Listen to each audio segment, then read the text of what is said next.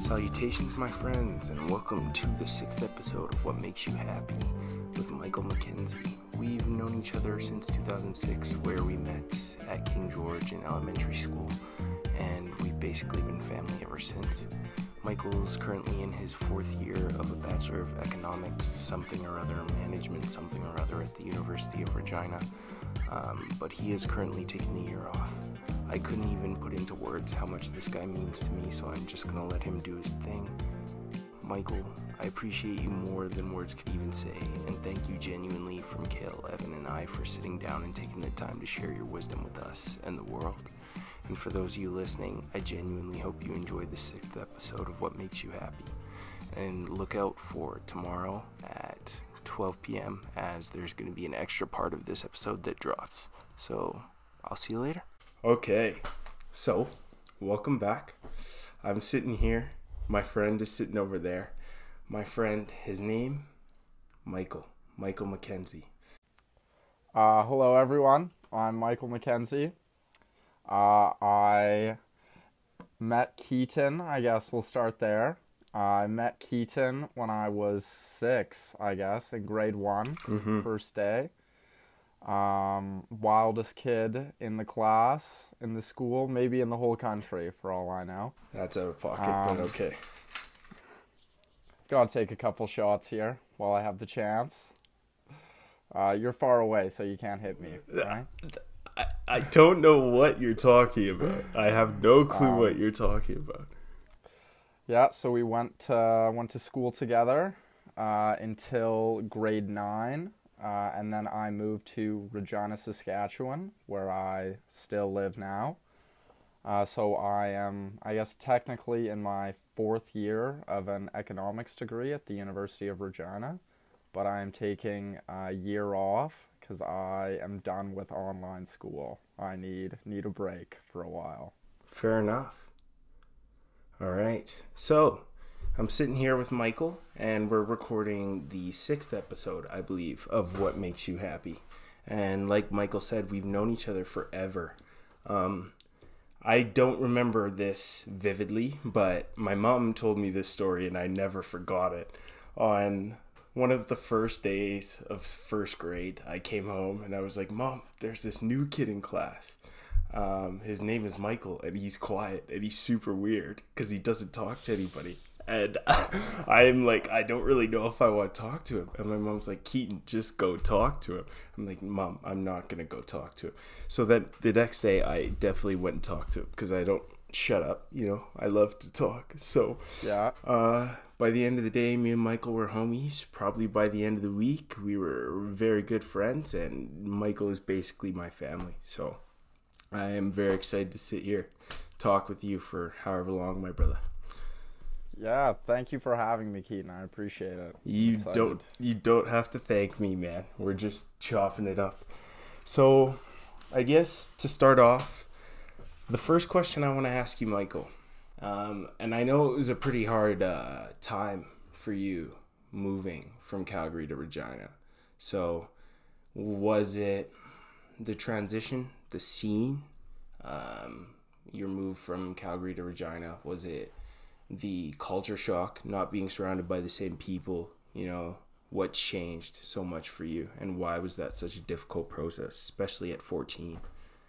Yeah, I think it was honestly just kind of a combination of all of those things. You know, like obviously I'd lived in Calgary my whole life. I had lifelong friends that I would see every day. So that was, you know, a tough transition. Yeah. And just, you know, it felt sometimes like I was missing out, right? I was still part of the group chats when we would, you know, plan Friday nights and stuff like that. And I would just kind of be sitting there, you know, like scrolling through, looking at all the fun things I wasn't part of. So yeah, like the friends thing was the hardest, you know, like the fear of, you know, I was missing something, missing out.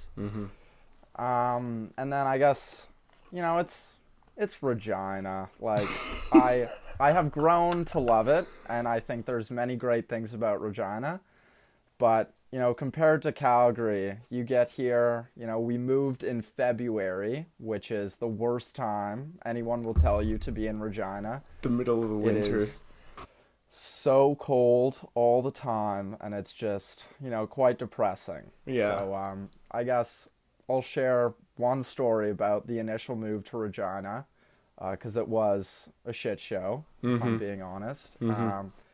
So me and my mom, we drive out together, middle of February, big snowstorm, and the movers are behind us in this massive, 5-wheel trailer with all the stuff we have.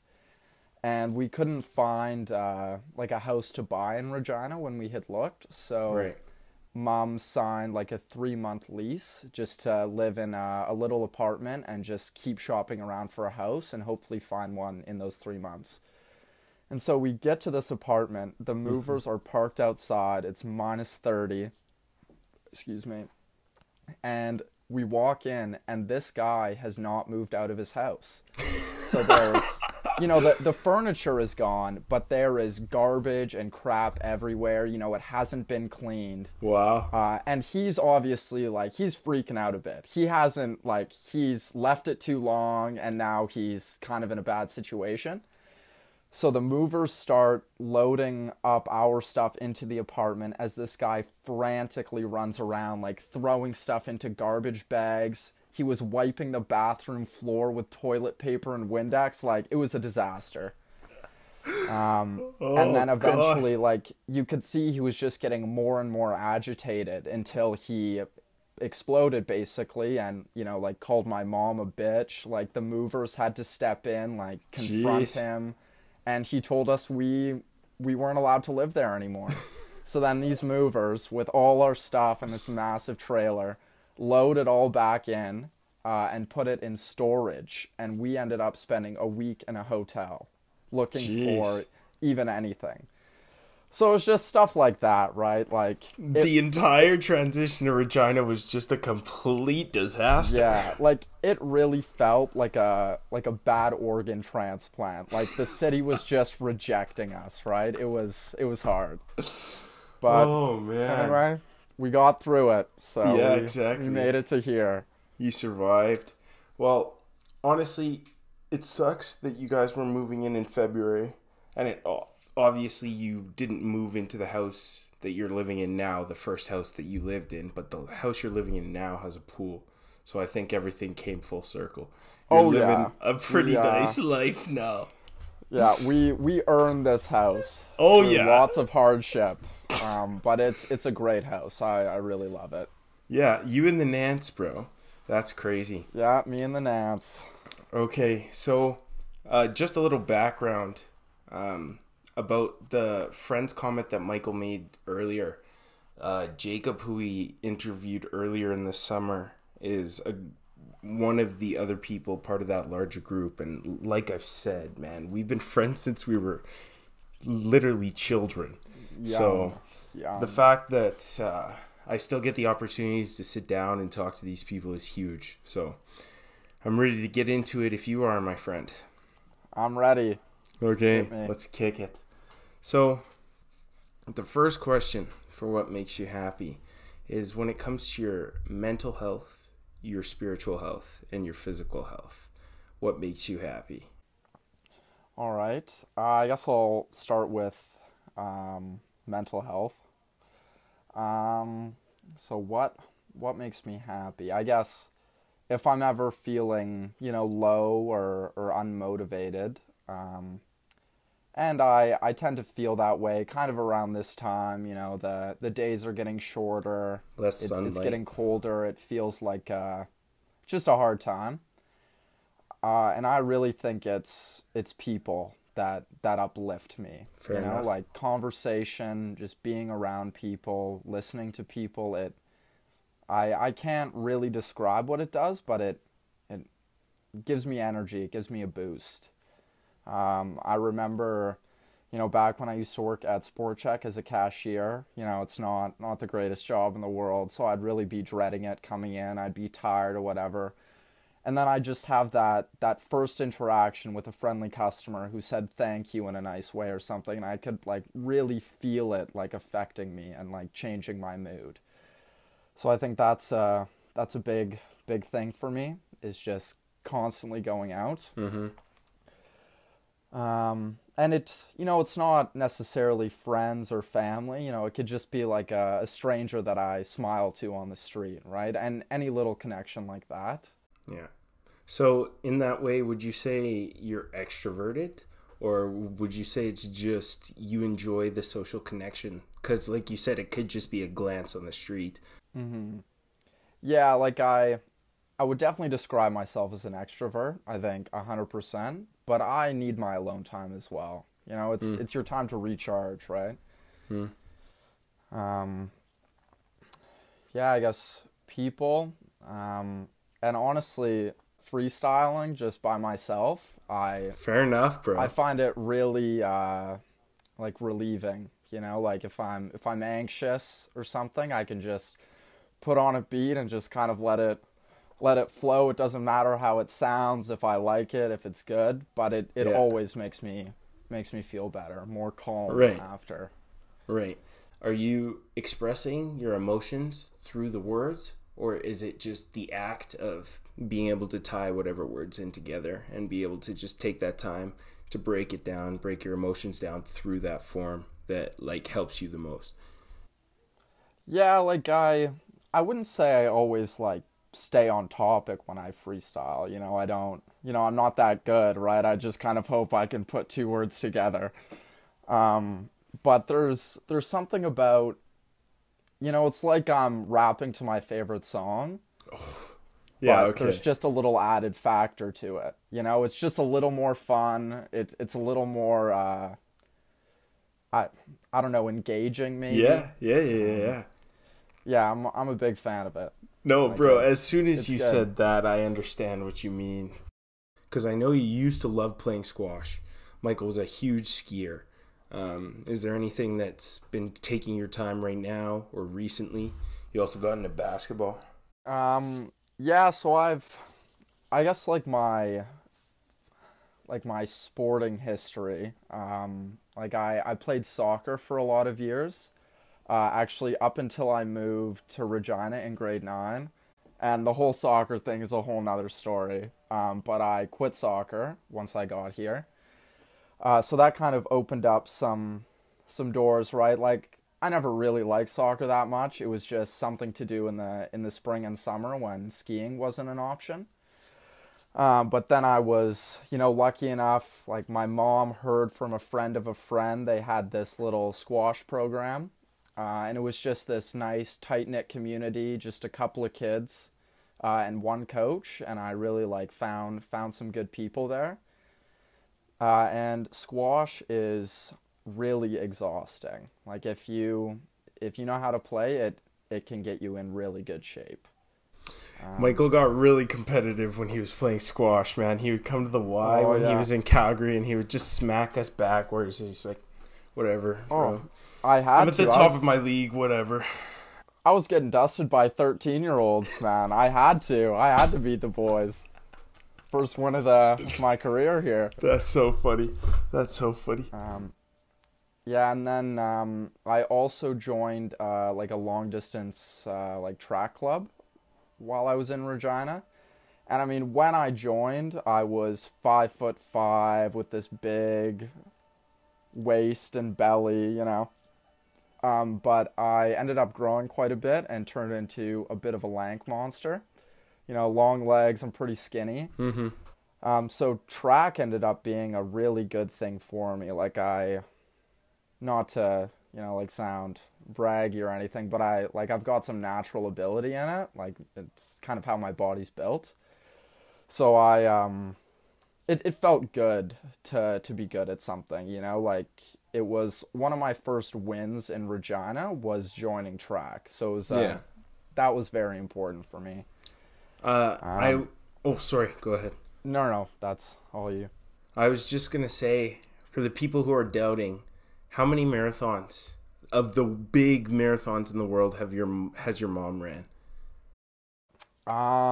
So there is 6 major marathons in the world, I think. There's Tokyo, London, Chicago, New York, Boston. Paris? Maybe Paris. I don't know. I was going to say Paris, but I'm not sure. Anyway, there's a 6th. And she's done New York and Boston now. So I feel like... Go ahead. Those are the coolest, just for anyone wondering. Yeah. The Boston Marathon is the most prestigious one. You know, it's been around for like 150 years. Like, it's a big deal. And you need to qualify for it. So only about like 20% of the people that apply for the marathon get accepted. So it's a big deal. Exactly. So Nancy is so huge shout out to deal. Nance for a second. Exactly. Yeah. But I was gonna say, I know that when you were in that transition period, I can't remember if it was before or after you had moved schools. You started taking running pretty seriously in Regina, and you were running around that little park behind your house. Because when we came to visit, we ran it with you, and you just freaking torched everybody, man. I remember torched everybody. But with running, because I don't understand, man. Like, I'm not one of those people who runs for fun. I don't get how you do it. So, like, is it... Because you obviously listen to music. Is it the music? Is it being able to run? I don't listen to music when I run normally. It's hard to like keep a phone on me. Like if it was super convenient, I guess I would, but yeah. You know, the running shorts sometimes don't have pockets, and the armband thing is just a total nightmare. Yeah, especially when you don't have biceps. Yeah, that's a good point. Like the smallest setting is still very wide. But there's something about like being out in the morning. You know, you can see your breath. It's cold, and all you can hear is just slightly heavier breathing and footsteps hitting the ground. Like it's cool. Yeah, fair enough. Honestly, man, I'm not knocking you for it, because like some of the most happy times I've seen you, Michael, have been after a run or after physical let's activity get this straight. Of some sort. Like right off the bat, the act of running is not fun. Like well, no one on the planet enjoys actually running. Except the Nance. I swear. Like even she doesn't like it, right? Bro. Like it when you think about it in the sense like you really just run until your body hurts too much to keep going. Like it sounds horrible, really. It makes you wonder why anyone would do it, but you know, the runner's high is a real thing. Like it's amazing what it can make you feel, you know. It like motivates me, you know, the same way like going to the gym, it doesn't actually take energy away, it gives you more for the rest of the day. Right. Yeah, it's that same idea. And did you prefer, no, you just said you preferred running in the morning, so like getting the hardest thing you're gonna do all day done, like you said, prepares you for the rest of the day, and it gives you opportunities, because like you've done something good for yourself. It's easier to keep doing good things for yourself throughout the day. Mm-hmm. And you know, like at the end of the day, you've already been standing or, you know, moving around all day, so your legs are already a little bit more tired. And for me, eating was a big thing. I had to eat at the right time and eat the right amount, not too much and not too little, because for me, it's my stomach that really starts to like cramp up and stuff when I'm running. Right. So if I went later in the day, I didn't have as much control over what I had eaten by then and when. So it was just easier to like get it done, eat a bagel, have a big glass of water and go, than like eat a big burger from Five Guys and wait 3 hours to digest and then go, right? Yeah, but to be fair, nobody put you in the stranglehold and said Five Guys burger, Michael. We all know you love Five Guys. I love Five Guys. That's fair.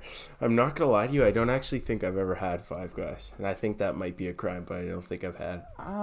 It's honestly, I don't love it as much anymore. Is it Subway for burgers, or is that Harvey's, bro? Wow, I had never thought of it like that, but that is a great point, Keaton. Wow, like Well, I've never been there. Is that I've what never Five thought Guys of it is like like? that. Yeah, Oh, you tell them what you want on it. It's a good fair. point.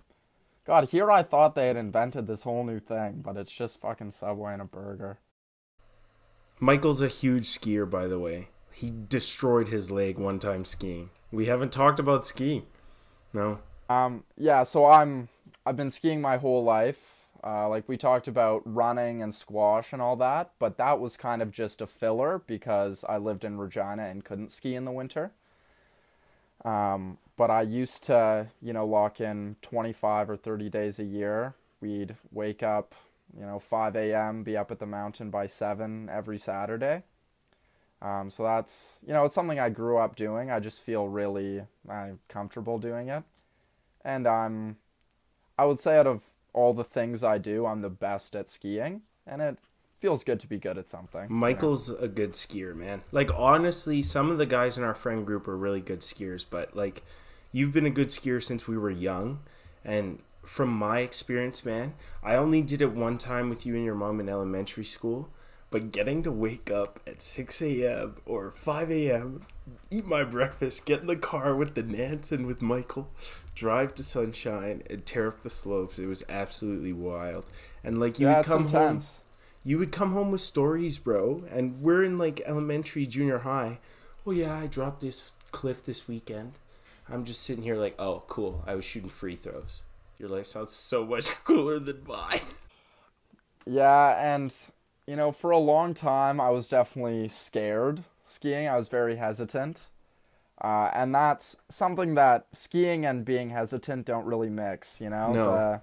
The whole idea of the sport is pushing the boundary. Like, can you go bigger? Can you take this faster, get more air? But now, I don't know what changed, but something's clicked in my brain, and, like, honestly, I just don't care as much. Like, I'm more willing to send it, I guess, honestly. Yeah. Honestly, I think that's why I am not a very good skier, because I see some of the stuff you guys do, and I'm just like, you guys are going to kill yourselves. You guys are going to kill yourselves. I mean, the fate of every professional, like, big mountain skier is they die in an avalanche, honestly. It's very sad, but it happens way too much because you basically just push yourself until you go too far, right? And I mean, that's sad, but it's also super badass, so it's cool. Okay. We've gotten to some very heated debates about music before. So would you consider music one of those things that really helps with your mental health? Well, obviously you were talking about the freestyling, but I mean just in general. Oh yeah, like I think now music is so accessible too, like everyone's got Spotify on their phone. I think music is a big part of everyone's life. Like I listen to it in the shower in the morning, brushing my teeth. But I'm not great at expanding my horizons. I kind of have my playlist that I've had for 3 years. I slowly add songs, kind of if I like one, and I just hit shuffle on that. I don't go farther than that, really. Hey man, venturing your music taste is difficult. That's why you gotta hang out with people that listen to different stuff than you. Yeah. Hanging out with Jacob really helps me because he listens to very different music than the rest of us. Right, and like, I'm not sick of rap or anything, but I am looking for something different. Like, there's a lot of different music, so there's gotta be something else that I can like, right? Yeah. So, question 2, Michael. What gets you through your worst days? My worst days, hey? Mm-hmm. Well, again, freestyling is a big thing. Just a nice little release. I have a couple, like, YouTubers that I watch, and they're just really, it's easy content, it just makes you feel good. Mm-hmm. You don't have to engage to a high level or anything like that. I think I don't always know to do it, but exercise always makes me feel better, right? And it's this constant battle of, like, when I'm in that place, like one of those harder days, I really feel like I don't want to do anything. But that's the one thing that will actually help how I'm feeling. Right. Yeah, I find acknowledging that it's a hard day is, like, makes a big difference. You know, just, like, saying to a friend or a coworker, like, I'm not myself today. I'm not right. I think that takes the pressure off a little bit. You know, you don't need to feel like you're acting different. You know, you can just be straight up about it to the people around you, but also with yourself. That, like, I'm not doing great, but it's okay. And, like, I won't feel this way forever, right? Like, tomorrow I'll probably wake up and I'll look back at yesterday and think, like, you fucking baby. Like, get over it, man. Exactly. It's not that Life hard, goes right? on. Life goes on. Yeah. No, and I also try and tell myself, again, it's hard when you're actually in the moment, but, you know, in a week, will you really care about this? Will this really matter? In a month, you know, in a year? Right. And that's a big thing, you know, perspective. Yeah, like, I don't know, I've been through some harder times, and they've lasted for, you know, longer than a day. So now when I'm feeling something, I can just kind of say, hey, like, it will not be as bad as that. And I find that pretty comforting. Well, I was going to say, the last time we talked, you just talked about your dad, and he passed when we were young. I assume, like, a lot of this played a part in getting you through that, because he was huge in all of your lives, you know? Yeah. Yeah, no, it's interesting, right? Like, it happened in 2010, so it was like 11 years ago now. So I was 9 years old, and that's a weird age, right? Like, I wasn't young enough that I had no idea what was happening, but I wasn't old enough to understand really at any level what was happening. I just could tell that something was wrong, right? Right. But yeah, I don't know, like, I think about him, you know, quite often. Just as I'm turning more and more into an adult, I'm kind of in, like, a new phase of my life. So it makes me think, you know, like, what would he say? What would he think of me? You know, stuff like that. But, like, now, it was really so long ago, I don't even really know what I miss, you know? Like, I know I've missed out on all this crazy stuff, you know, having a dad would have yielded all sorts of good things, I'm sure. But I don't know what they would have yielded. Right. So can be frustrating at times, right? Not knowing. But, Michael, I would say three things. First of all, thank you for sharing that, because that's really personal, and I know how hard that has hit you throughout your life. So genuinely, thank you. The second thing, you can't let that affect you too hard, the wondering, because the grass is always greener, right? And obviously you have, like you said, I'm not going to try and negate your experiences. I've been there. Like, I was there through them. I understand, you know, it was hard. Your life, you've gone through a lot. You got picked up in our prime of puberty. Everybody doesn't know what the heck is going on. Moved from one of the best cities with biased opinion, the best people, and taken to Regina, Saskatchewan. But the thing is like, we're coming out of it, like you said, 11 years later, and you're not remembering everything. You're sometimes thinking about the things you might have missed out on, but you've healed, and it's taken a while, and I can't speak for him, but I know I am proud of the person that you have become since then, bro. So regardless, you know, don't always keep reminding yourself, what would he do? Of course, keep him close to you, but don't kill yourself over it, right? Yeah, and so looking back at it now, that seemed like a kind of a depressing thing to say. Like, I honestly, I have this weird feeling, like that I am a lot like him. I can't really describe why, but I have this feeling that I'm carrying that on, his legacy. So that feels good, right? Well, I feel like carrying his name does help. But I'm not trying to take away from that, Michael. I believe that for you, bro. My dad's name is Michael as well, for those who are wondering. But yeah, I think, I don't know, it happened, right? Like, at the end of the day, it happened. It's one of those things, I'll never, like, be over it, right? It will always have happened. And you shouldn't be expected to. No, but, like, I was also lucky enough to have a dad who loved me for 10 years, right? Not a lot of people can say they had that. And, it's nice. I think I talked to you about this, but this summer, actually, we finally spread his ashes. So my grandpa lives on this little island off the coast of Nanaimo called Gabriola. And that was my dad's favorite place. We used to visit there every summer.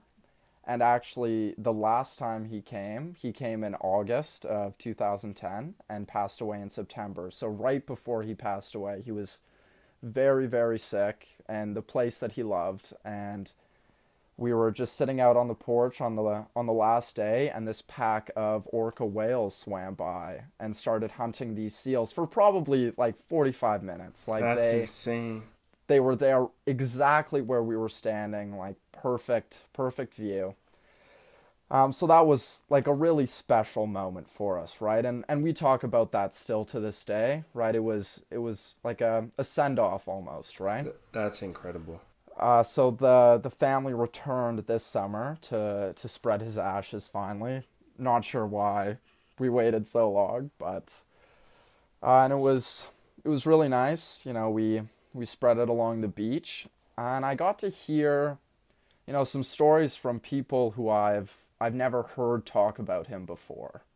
Because it's not like we avoid talking about it in my family by any means. Mm-hmm. It's just easier not to bring it up, right? Like, it's a hard conversation. You don't know what people are feeling. And it was just nice to hear, I guess, to learn about him, not just as my dad, but, as like a husband or a son even, mm-hmm. or a brother, right? Like, it was very interesting. Okay, so what do you think about life in general right now? Are you looking forward to anything in particular, or are you terrified for anything? And like, time frame, 6 months from now, Okay, so I'm kind of at I'm at a weird point in my life right now. So like I said earlier, like, I've taken this time off school, and I was lucky enough to kind of just extend my summer job at this landscape shop. So I'm working there currently, but tomorrow, what's the date today? 28th? Yes, I believe so. So the 29th is my last day, because they're basically closing down for the winter. So I've applied to a couple jobs at Sunshine Village and Lake Louise.